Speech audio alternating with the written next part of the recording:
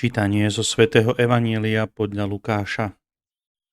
Keď Ježiš prišiel do Nazareta, povedal ľudu v synagóge: Veru hovorím vám, ani jeden prorok nie je vzácny vo svojej vlasti.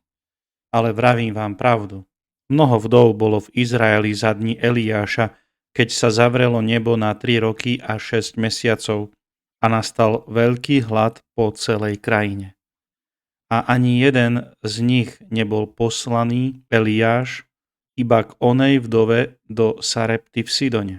A mnoho malomocných bolo v Izraeli za proroka Elizea. A ani jeden z nich nebol očistený, iba Sýrčan Náman. Keď to počuli, všetkých v synagóge zachvátil hnev. Vstali, vyhnali ho z mesta a viedli ho až na zraz vrchu, na ktorom bolo ich mesto postavené, a odtiaľ ho chceli zhodiť. Ale on prešiel pomedzi nich a odišiel. Počuli sme slovo Pánovo.